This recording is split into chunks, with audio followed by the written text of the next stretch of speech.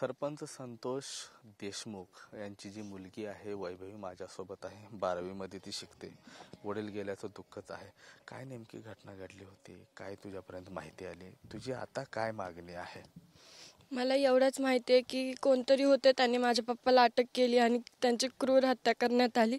याचं मला फार दुःख आहे. पण मी एवढंच सांगते की त्यांना म्हणजे माझ्या वडिलांना हा न्याय मिळालाच पाहिजे. आणि जे तुम्ही म्हणताय ते 2 आरोपी अटक झाले आहेत, त्यांची CDR आणि त्यांची नार्को टेस्ट ही झालीच पाहिजे. आणि माझे वडील हे एक आदर्श होते. त्यांनी आमच्या गावाला इतकं पुढे नेलं आणि त्यांची अशी हत्या होते तर बाकीच्यांचं काय होईल? प्लीज तुम्ही माझ्या वडिलांना न्याय मिळवून द्या प्लीज. आणि त्या 2 सगळे आरोपी आहेत, त्यांना फाशीची शिक्षाही झालीच पाहिजे. त्या दिवशी जी घटना घडली त्या दिवशी तुझं पप्पांशी काही बोलणं झालं होतं? नाही, मी क्लासला गेलेली होती, मला काहीच माहित नाही आलेले. माझे सकाळी क्लास असते, मी क्लासला गेलते. ते नंतर फोन आला म्हणून, ते आधी येणार नव्हते पण फोन आला म्हणून मग ते आले इकडं.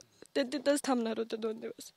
तू घरात सोबत असताना पप्पा कुठल्या स्ट्रेसमध्ये, तणावामध्ये होते का? कोणाच्या धमक्या वगैरे? ते घरी असं दाखवतच नव्हते तरी माझ्या हिशोबाने तर. पण नाही, ते बोलले पण नाहीत कधी काय त्यांना ताण आहे असं. गावामध्ये गेल्या 15 वर्षापासून तुमच्या घरात ग्रामस्थ सत्ता देत आहेत. कशा पद्धतीनं गावचा विकास झाला होता? काय काय आठवणी होत्या पप्पांच्या? काय काय कामं केले शिक्षणासाठी? पप्पाने खूप कामं केली, मी एवढंच सांगते. ही वैभवी आहे, अक्षरशः तिला अश्रू अनावर होतात. वडिलांच्या जाण्याचा जो चटका आहे तिला तो सहन होत नाही.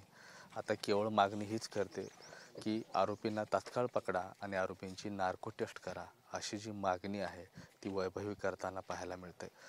कॅमेरा पर्सन हर्षल निकमसह मी महेंद्र कुमार मुधोळकर, TV9 मराठी, मसाजोग, बीड.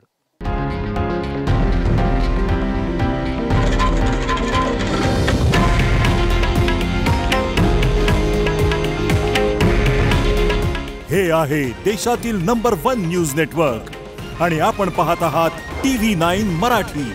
काळजी तुमची, हित महाराष्ट्राचं.